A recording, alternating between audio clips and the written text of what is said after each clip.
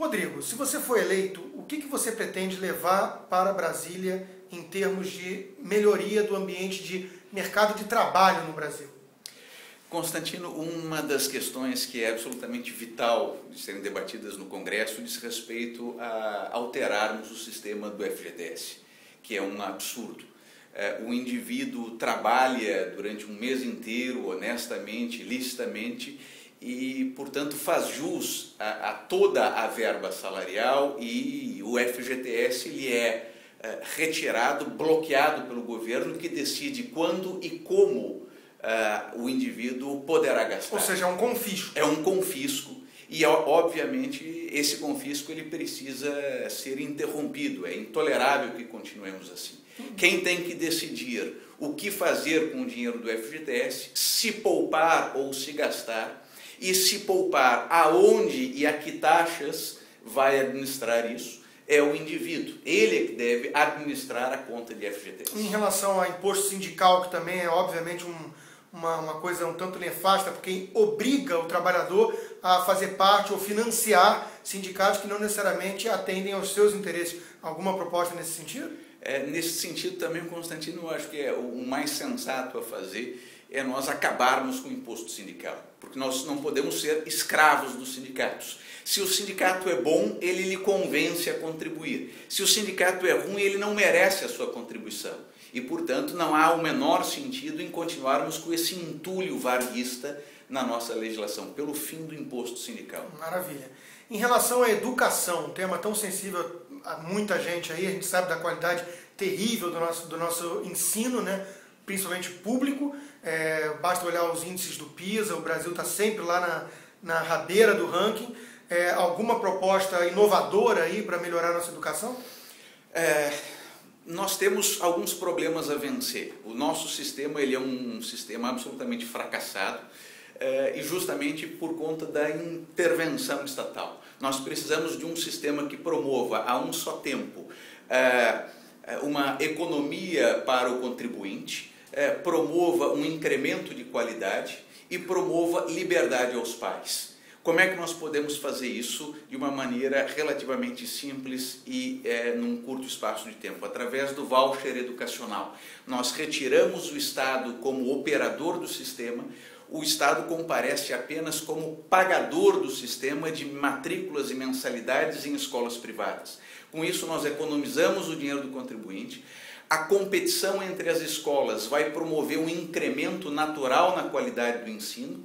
E, por fim, os pais vão ter a liberdade de matricular os seus filhos em escolas com as quais eles concordem com a linha pedagógica, fazendo com que cesse a doutrinação marxista, a doutrinação que hoje campeia o meio educacional. Era uma proposta do economista liberal Milton Friedman muito boa. Sem dúvida. Finalmente alguém abraçá-la, né, endossá-la no país, porque realmente a premissa por trás dela é de que os pais se preocupam mais com o futuro dos filhos do que os burocratas distantes.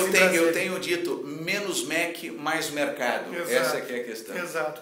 Em relação à questão da segurança também, Rodrigo, nós sabemos que isso é o tema do dia, ninguém aguenta mais sair nas ruas e sentir essa sensação completa de insegurança, e a gente sabe que o Estatuto da Criança e do Adolescente tem sido muitas vezes usado como uma espécie de convite ao crime dessa turma aí entre 16 e 18 anos, por considerá-los inimputáveis e tratá-los com uma enorme impunidade. Qual a sua proposta para essa questão? Bom, primeiro, o Estado brasileiro ignorou a vontade popular, porque alguns anos atrás nós tivemos um plebiscito sobre o desarmamento, e a população votou majoritariamente pró-armas. Em alguns estados do Sul, por exemplo, Rio Grande do Sul, Paraná, Santa Catarina, as votações chegaram a percentuais de 80%, 90% pró-armas.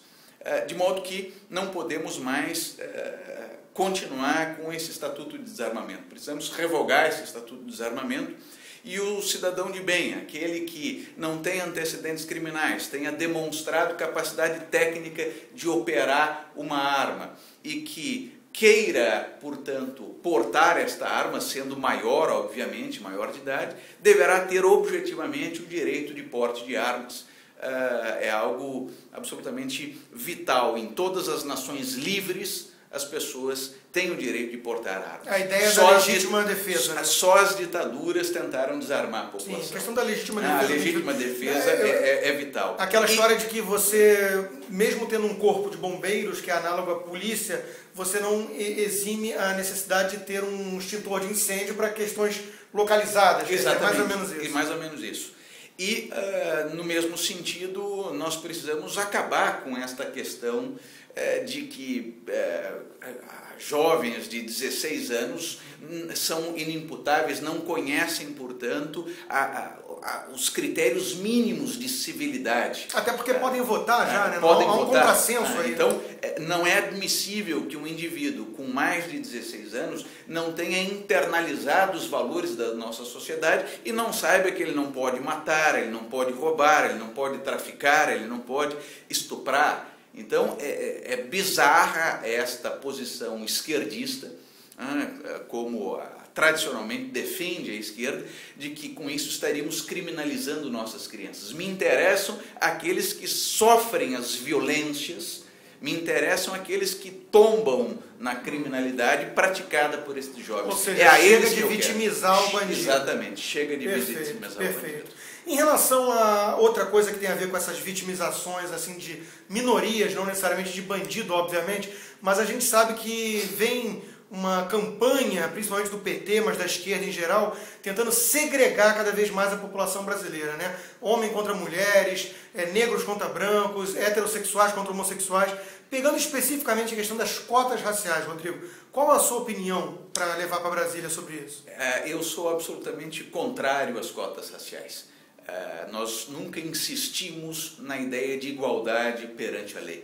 É justamente isso que falta neste país. Nós precisamos insistir na ideia de que todos os indivíduos são iguais perante a lei e não é uma determinada característica, seja ela étnica, seja ela sexista, que deve separar e, portanto, privilegiar um determinado grupo.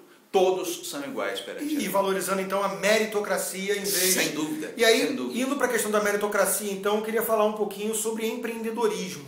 A gente sabe que no Brasil, realmente, o sujeito que é o empreendedor, o empresário, aquele que cria riqueza, que cria os empregos, né? A gente sabe que ele enfrenta um calvário, né? E é muito difícil, são muitos obstáculos criados pelo próprio governo. O que você tem de ideia para poder facilitar a vida desse sujeito? Entenda, uma reforma tributária global é muito difícil, mas nós podemos melhorar a vida do micro e pequeno empresário de modo bastante substancial. Criando, por exemplo, mais algumas categorias dentro do sistema do Simples, como a ideia de um médio empresário, para ampliarmos as desonerações. Podemos criar desonerações para os investidores anjo, que queiram aportar recursos em novos negócios. Podemos, portanto, pensar numa ampla desburocratização e até mesmo uma flexibilização de determinadas regras, por exemplo, trabalhistas, para os micro e pequenos empresários, porque não se justifica que tenhamos as mesmas regras para uma pequena loja que tem 2 ou 3 funcionários e uma Petrobras ou uma Vale do Rio Doce. As regras trabalhistas são basicamente as mesmas. Então precisamos dosar todas essas disposições para que o micro, o pequeno e o médio empresário ganhem competitividade no Brasil. Que é o grosso da geração de emprego. Que é o grosso da geração de emprego, e nós consigamos, com estas flexibilizações, gerar mais empregos nesta camada de empreendedorismo. E você citou aí a Vale do Rio Doce, eu queria que você falasse um pouco sobre privatização. Nós temos um legado altamente favorável de privatizações, as que foram feitas mudaram muitos setores da economia, para melhor sempre, né? A telefonia é o caso mais claro, mas a própria Vale, Embraer e tantas outras. E nós temos ainda uma certa resistência ideológica muito grande. Você vai ser o representante daqueles que defendem a privatização lá em Brasília?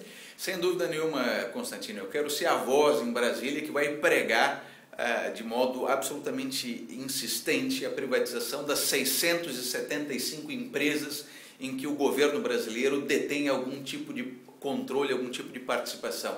Sejam as estatais como a Petrobras, Banco do Brasil, Correios, sejam outras empresas que o governo detém participação via BNDES. Não é função do governo ficar investindo em frigorífico ou em loja de departamento, loja de varejo. Ou seja, acabar com o Estado empresário e transformá-lo num Estado útil para aquelas funções básicas, precípuas, que nós todos esperamos, né? Como dizia o saudoso Roberto Campos, mais postos de saúde, menos postos de combustível. Perfeito.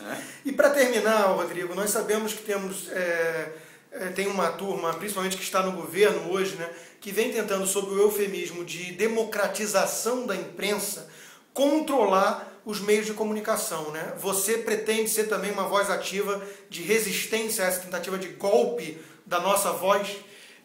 Meu caro Constantino, lei de mídia é golpe, lei de mídia é censura, é um modo hipócrita de dizer censura, portanto, toda a força contra a bancada esquerdista que quer silenciar a imprensa e lutar pela revogação do Estatuto do Marco Civil da Internet, porque ele subjuga a internet aos decretos presidenciais, o que é extremamente nefasto e perigoso. Tá certo. Bom, muito obrigado. Eu acho que eu estou satisfeito e, sem dúvida nenhuma, eu fico feliz de poder dizer que tenho uma alternativa, finalmente, que defenda aqui as bandeiras principais de um liberal como eu, né? Então, 4505, é esse o número. Obrigado. Rodrigo Mesomo, professor da Mackenzie, advogado. Estamos juntos. Obrigado.